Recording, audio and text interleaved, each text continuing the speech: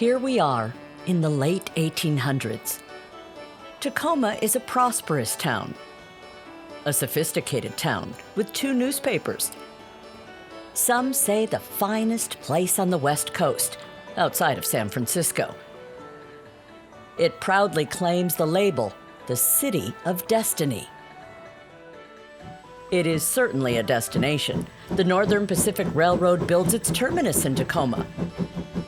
People are moving in. In downtown Tacoma, along the seaward side of newly laid railroad tracks, a Chinese village, Little Canton, fills with immigrants and U.S.-born Chinese who bask in the prosperity of the town. The homes have pastel-colored paper curtains on the windows and bamboo furniture inside. And these Chinese people make up about 10% of Tacoma's roughly 7,000 residents. But after more than a year of overt intimidation and harassment from the white community, all but about 200 of the Chinese residents packed up and left Tacoma in early November 1885. Then, those who bravely remained finally succumbed to white rage that would force them from their homes forever.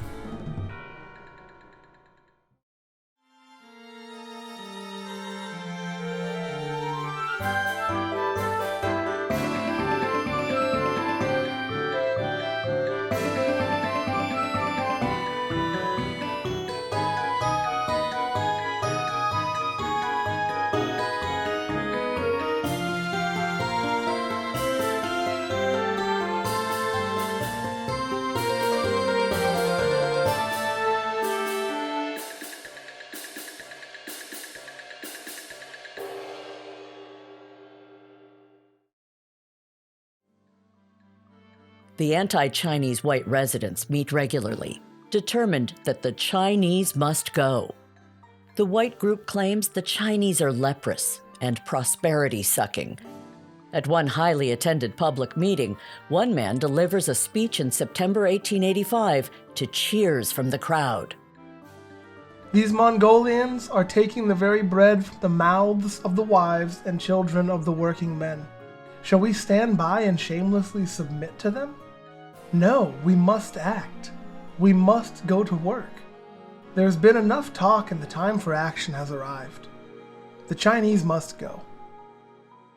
But this kind of hateful rhetoric was not just brewing in Tacoma. The period from 1882 to 1885 is this really tumultuous period of anti-Chinese history at both a regional level and a national level. At a national level, you have the passage of the Chinese Exclusion Act in 1882, which basically forbids all new migration of Chinese migrants into the United States. That was unprecedented in that moment in U.S. Immigration law history. There had never been an ethnic group that had been singled out in that way before. The anti-Chinese in Tacoma felt empowered by this legislation and other racist rallies.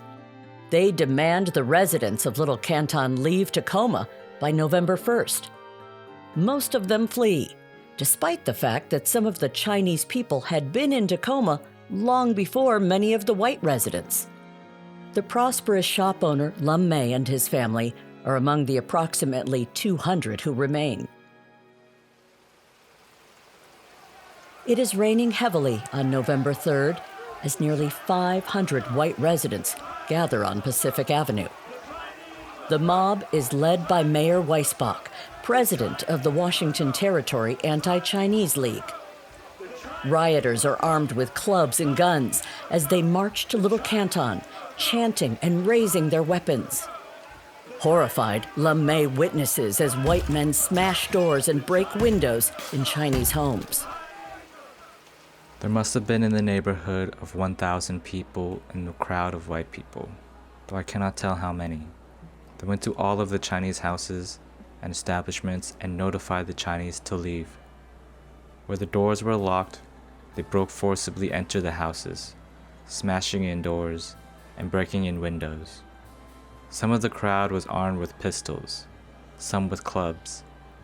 They acted in a rude, boisterous, and threatening manner, dragging and kicking the Chinese out of their houses. The wife of Lum May, refuses to leave her house, and the mob drags her out onto the street. My wife refused to go, and some of the white persons dragged her out of the house. From the excitement of the fright and the losses we sustained through the riot, she lost her reason and has ever since been hopelessly insane. She threatens to kill people with the hatchet and any other weapon she can get hold of. The outrages I and my family suffered at the hands of the mob has utterly ruined me. I make no claim, however, for my wife's insanity or the anguish I have suffered. My wife was perfectly sane before the riot. The remaining members of the Chinese community in Tacoma march 8 miles in a torrential downpour to the train station in Lakewood. Some of the Chinese women with bound feet must be put in open wagons because they can't walk this far. Reports say 2 men died from exposure. The Chinese people buy their own tickets south to Vancouver. At 3 a.m., the Chinese of Tacoma are loaded into a freight train and leave for good. In the following days, many so-called esteemed members of the Tacoma community burn down Little Canton, while the white citizens watch and do nothing. This Tacoma-born expulsion idea adopts the name the Tacoma Method and is heralded up and down the white West Coast as an effective strategy to rid a city of its Chinese residents. The headline of the Tacoma Daily Ledger on November 4th tells the story. The story continues as the Chinese consulates in San Francisco and Washington, D.C. respond to this Tacoma Method.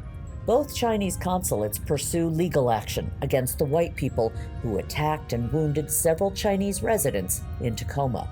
The Chinese also demanded retribution for losses and damages. A grand jury indicted the mayor and 15 residents. The grand jury determined the men had denied the Chinese equal protection under the law. After a lengthy trial, the Chinese lost every aspect of the case. Even the claims for damages evaporated when the Chinese were assessed taxes for the amount they were demanding. The rioters were considered heroes. Chinese immigrants tended to steer clear of Tacoma following this tragedy. Even today, Tacoma's Chinese population makes up a smaller percentage of the overall Tacoma population than the Chinese population in the rest of the state. And sadly, Tacoma never developed a Chinatown like other West Coast cities. No Chinese again until 1920. It's all happened right here in my town. My people were driven out of their home, not too far down here called Little Canton. I cannot imagine how horrible it is. As of today, Tacoma is the only one major port city along West Coast does not have Chinatown.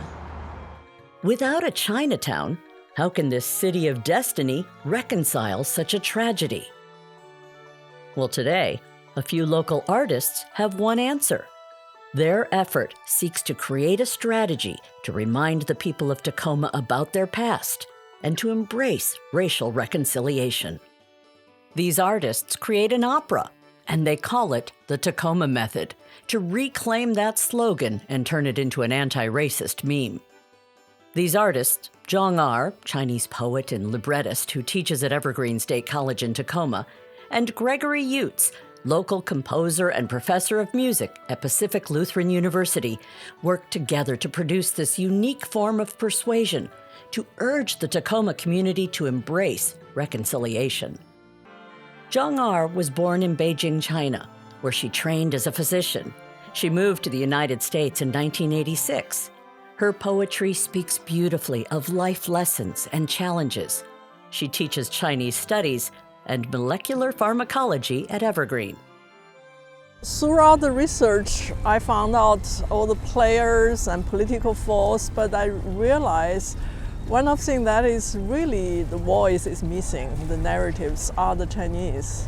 Yeah, because they are perhaps not citizens at that time, they're not voters, They've been talked about in all these narratives, but not really speaking for themselves. The town is waking up to this unique historic storytelling. Symphony Tacoma hears about this reconciliation project and offers to perform a preview of the Tacoma Method opera at the Pantages Theater. A famous New York opera singer is invited to Tacoma to sing a few arias for the preview. The importance of telling this story and stories like it 150 years later are the same for all of these stories, that they are part of our history. They have been untold because the people who experienced them were considered less than human by the people who told the stories. And the more that we can represent these as not Asian history, not Black history, not women's history, just history, because all those people were there the whole time experiencing history, and it's only the history writers who have written them out. The more we can tell the stories and just make them part of history, the more we can all consider ourselves just human instead of women, Asians, Black, Native, whatever it is. We were all there the whole time having history. Symphony Tacoma is very excited to be a part of this collaboration with so many different organizations that are based here. We are excited to be hosting part of the world premiere of the opera. We're excited to be elevating the voices of those that couldn't be heard about 100 years ago. And we're excited to see how how the project progresses into 2023 and beyond.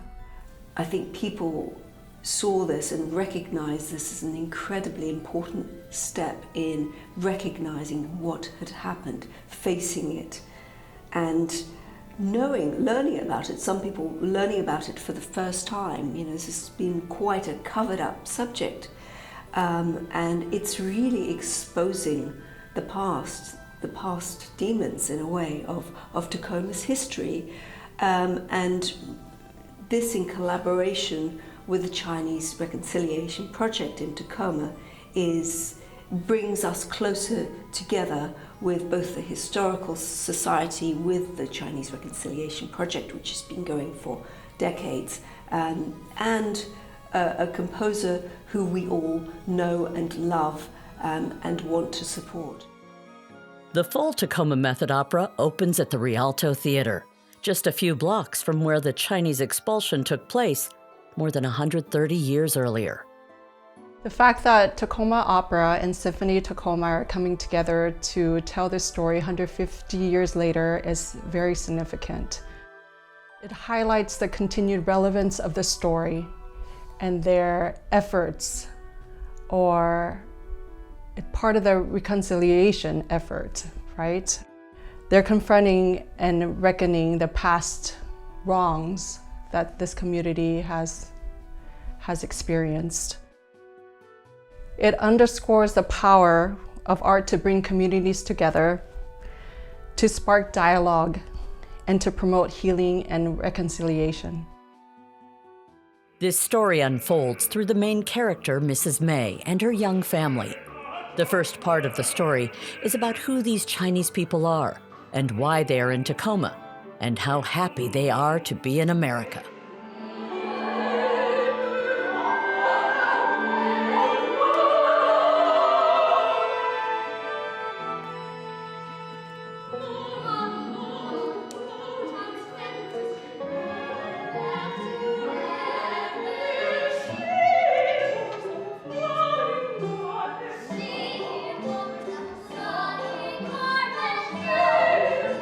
I play Mrs. May, the wife of Lum May in the opera. I'm a mother and a wife and a pillar of the Chinese community. It's inspiring to me to get in touch with this character because I am an immigrant myself. And I remember my mother telling me that we are here in the United States, you can become anything you want as long as you work hard. And so I trust that Mrs. May was thinking the same thing that my mother did, wanting the best, a different way of life for her kids, and that did not happen. And so it's a story that needs to be told. Hopefully, by telling this story, that we can do better for the next generation. Yeah, Chinese woman traditionally in society has no voice. In different forms, the voiceless, voiceless gender. What the original documents we have is a man's testament in the court, only by passing through husband's voice, talking about the wife went mad that day. Still no voice. Right? And so we know what happened to them, we don't hear them. So as a woman librettist, all my opera, this is my third opera, main heroines is always a woman. I want to make them talk. I want to people know, experience what Chinese woman is thinking. All woman is thinking and saying to themselves, talking to their opponents or friends. So this is so important rather than tell their story from other people's eyes. Let them tell their own story. So this Tacoma Method is, like Mrs. May said, this phoenix is not going to rise until my story is told. She used first personal pronoun. It's her voice, it's her story that we are experiencing, we are seeing. Gregory Youtz composed the music for the opera. Youtz, who has written 3 other operas, teaches at PLU and has traveled to China more than 40 times to learn about Chinese music and customs. He is also the vice president of the Chinese Reconciliation Project Foundation, where he's been a member of the board for about 12 years. It was a little intimidating to realize that I was going to spend a number of years writing music not only for absolutely wonderful Chinese immigrant families to sing about their careers and their families and their hopes and their dreams, but also I was going to write a lot of music for white supremacists who were going to be ranting and raving about immigrants coming and stealing their jobs.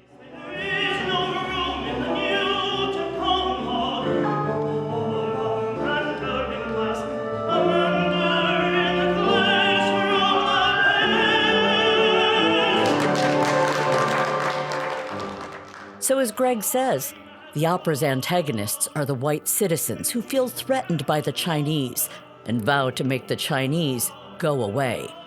Ironically, they meet at the Opera House in Tacoma to set their plans in motion.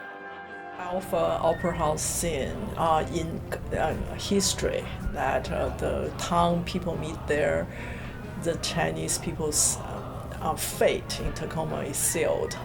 Because they made the decision to start their expulsion movement right there.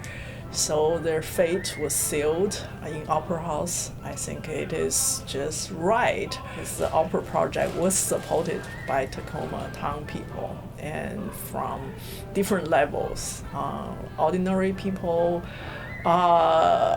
community work, and Reconciliation Foundation, opera singers, opera house management, national endowments for the arts, so everybody come together to settle it once and for all correctly this time through opera. And I even thought it was important that we, the audience, be somewhat seduced by what they had to say, because that's how they accomplished what they did. They seduced their own culture into believing these things, and that's how the Tacoma Method happened. So not only the white people's talking the way they discuss Chinese people, I don't think they think it's a hate. I think they think they speak the truth. That's how they believe. So I want to carry it out. I'm quoting them, right? Most of them is from historical documents.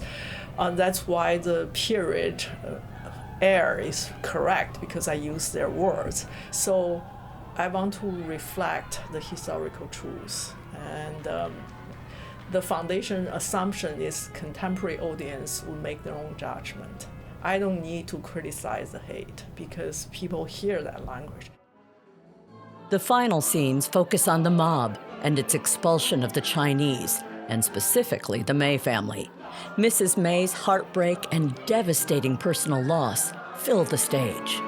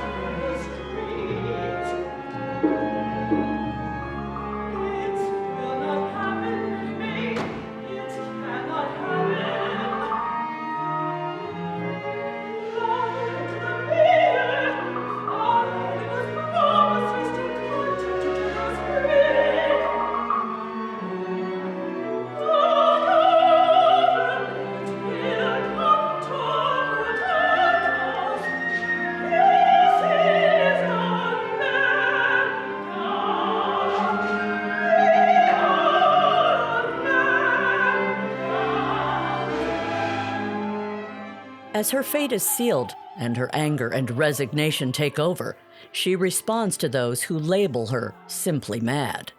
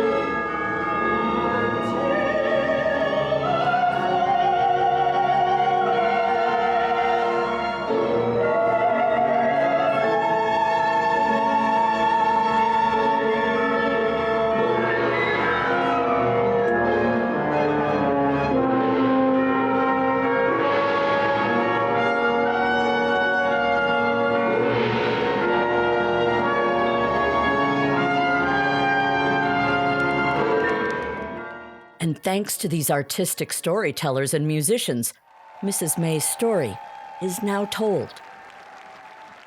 I like to highlight the power of opera as a storytelling element.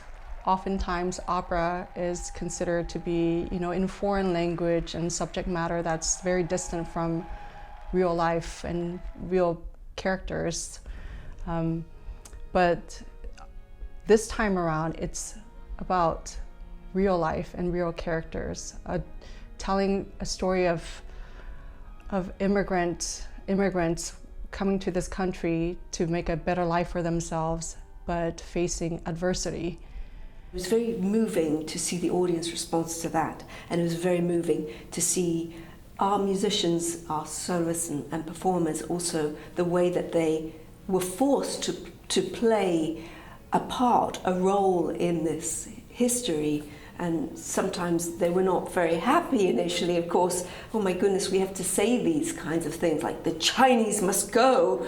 Who wants to say that? But we're playing roles. We're playing a dramatic role of something that was a historical event from the past. So I really felt that people got into the character and into the feeling of those characters who were maybe ignorant of the other side. Really, this goes to sort of show how we are today on these kinds of subjects, how we are trying to understand perspectives in a new light by looking at historical contexts such as this, showing it and participating in both sides of the story to reconcile the differences and move forward into a better future for Tacoma. And the audience seems to have gotten the message. We hear about the Japanese internment, but I had no idea that this was that this had happened here to the Chinese. And I was actually stunned. One of the liner notes said that this is the reason there is no Chinatown in Tacoma. And it was the first time that occurred to me that a big city like Tacoma that is pretty diverse did not have a Chinatown on the West Coast. I am stunned. I appreciated the notes in the program about it gives this is an opportunity for the city and I guess for our community to take a look at ourselves to see how we move forward. And I'm super excited. I'm hoping that a lot of people got to see the show and know more about the Tacoma Method. Bravo, bravo. I was so proud of Tacoma Opera. I haven't been to Tacoma Opera in many years. I was at church and I read the description and I had heard that this was happening, but I thought I missed it. It was phenomenal, honestly. They're sharing a story that is relevant to so many people and relevant to today, actually. The Tacoma Method, the opera was, I'm almost speechless. It's very hard to say. It's impossible to say in one word. It was from the very beginning, and those scenes set a stage for an understanding of what was happening in Tacoma and the coming of the Chinese. So setting the stage in the opera was amazing. And then the story unfolds. And we know the story, but we haven't experienced the story until we saw the opera. And it was powerful.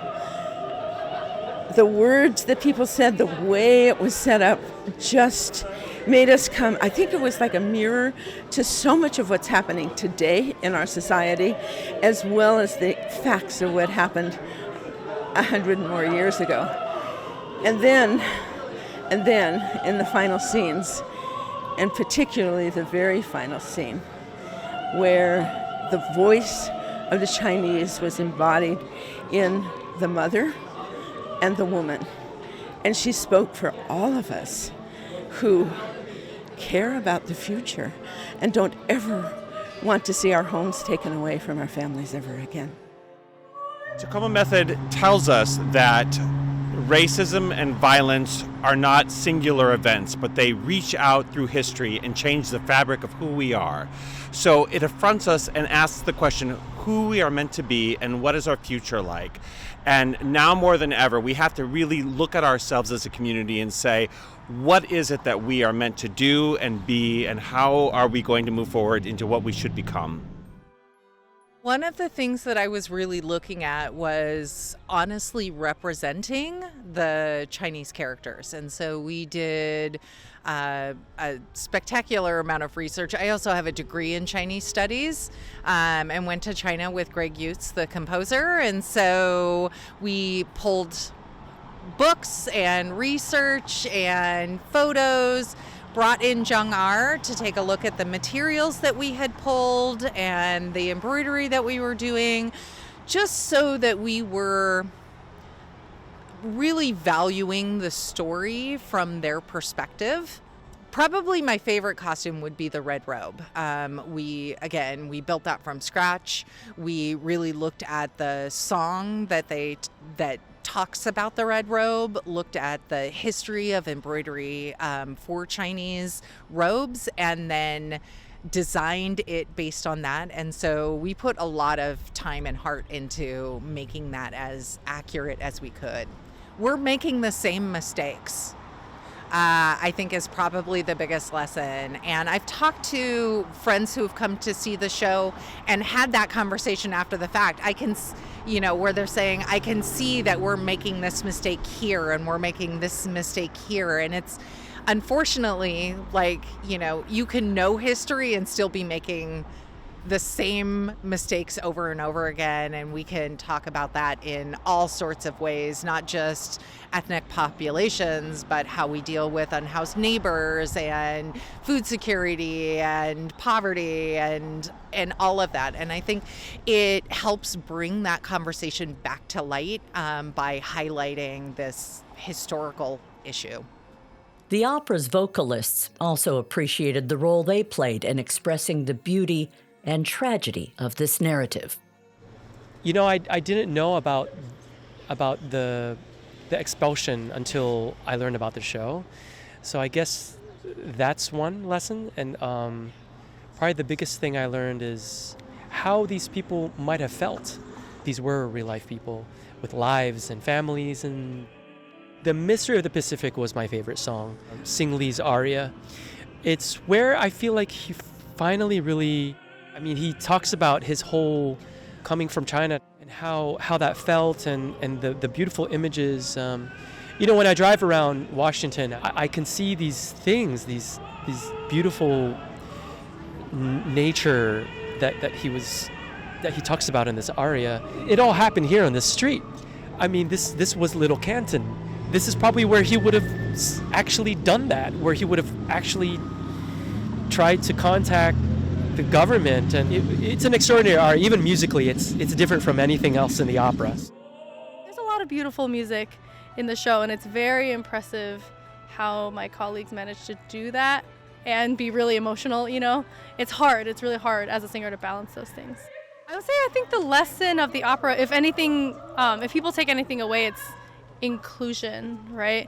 And it's that we have to pay attention to history or else it repeats itself. It's interesting, the responses that we've gotten from audience members. The story is kind of sadly universal and has been, the story of pushing out newcomers for whatever reason, discriminating against people for whatever reason, right? Yeah, it's something that I've lived through in kind of a lesser extent. My own parents are Chinese immigrants. They came over in the 80s. And they went through some persecution, right? But they run a small business and things have happened to them. And so it's something that happens ongoing to a lot of people. So I think being alert to it and, in your own life, being an ally and however you can. Doing a part that you understand dramatically the purpose, you are a catalyst. The things that you do, while horrible, he has his justification for. So, to watch some of the actions that he advocates start to come into fruition and the fallout from that, and to watch, some of my amazing castmates, to watch, Sun Shan, and that his face when he's on the ground holding my jacket, it's heartbreaking. But you're trying to tell a story that I think is powerful, and that means sometimes you have to play a role that, while uncomfortable for me, personally, I'm incredibly proud of. I learned that we all have prejudices, and it's important for all of us to engage in productive dialogue so we share our differences. And then to also acknowledge that we are same too. And, I play Mrs. May, and I'm a mother and a wife and a community member. And so through this opera, I hope that the audience takes away wondering and wanting to engage in productive dialogue with people that may be different from them, but to find out that we're all the same. My favorite song is This Is My Home, when I talk about Tacoma and my garden, my home. Because we all have our things that make home for us. And so that really resonated with me. That wherever I go, it's what you do at the place that you are that make it your home. It doesn't matter what country or what city. I kind of knew that we had Chinese exclusion acts and all that because we learned it in school. This opera really helped me feel it, because I think art is really important to help you process things emotionally. So this makes our history sit with me more than reading from a textbook would. Also, I think it's just very important that we have Asian people being happy on stage. I feel that's kind of important. Just practicing our traditions and stuff, because I feel a lot of the operatic canon has Asian people as tragic figures, kind of Madame Butterfly, whatever. I just like the entire story that was written about how the Chinese were treated very poorly, and I actually didn't know that. I thought the Chinese were always here and they were never bullied. The opera, Tacoma Method, received much more favorable reaction from the acting Chinese consul general than the original method did in 1885. I'm very touched by this opera, and the lesson I got from this is reflect from the painful history. The painful history should not be forgotten, so as to move forward to a better future. We don't want hatred, we want peace, we want harmony among peoples. As the opera offers a chance for reconciliation today, it's relevant to recognize another project that initiated this path to reconciliation, started more than 30 years earlier. Well, the reconciliation idea was started from Dr. Murdoch, Dr. David Murdoch and Mrs. Murdoch, when they moved from Seattle to Tacoma in late 1980s. They quickly realized something was not totally adding up here in this community.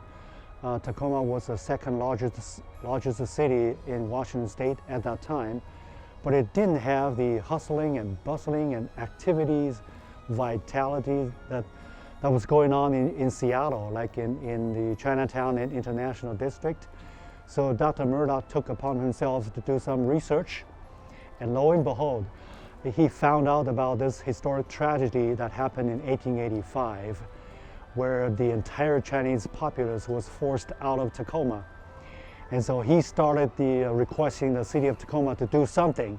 That's when the reconciliation effort began. Dr. David Murdoch and his wife Signe proposed the city set aside an area of reconciliation, a waterfront park with monuments and art acknowledging the incident, and noting Tacoma's regret and desire to move ahead in unity and respect. In 1993, the Tacoma City Council agreed and approved a resolution to formally apologize for the Chinese expulsion of 1885. The council also endorsed the construction of a commemorative park, the Chinese Reconciliation Park, near the former Chinese settlement of Little Canton. Teresa Pan Hosley was the person instrumental in making the Chinese Reconciliation Park a reality for the citizens of Tacoma. In 1993, City Council unanimously approved the recommendation from Citizen Committee to construct a Chinese Reconciliation Park right here to commemorate what had happened and teaching our community about its peaceful history to prevent happening again to any community in our city. The park features a waterfront trail and the String of Pearls Bridge. The Fuzhou Ting is a 30-foot by 40-foot pavilion located at the park that was originally constructed in Tacoma's sister city, Fuzhou, China, with the support of Tacoma's reconciliation efforts. It is at the Chinese Reconciliation Park where you will find the annual Tacoma Moon Festival. And since 2010, the city has engaged in a community effort with a Walk for Reconciliation, from downtown to the Reconciliation Park. In 2022, more than 500 people participated, and they were joined by the mayor of Tacoma, Victoria Woodards, U.S. Representative Derek Kilmer, and U.S. Representative and former Mayor Marilyn Strickland. Tacoma began as a prosperous multicultural city, but lost its way in the late 1880s. Now, through art, music, and local engagement, the community has found a new Tacoma method. Through unique ways to collectively share this experience, it reconciles its past to grow into its label as the City of Destiny.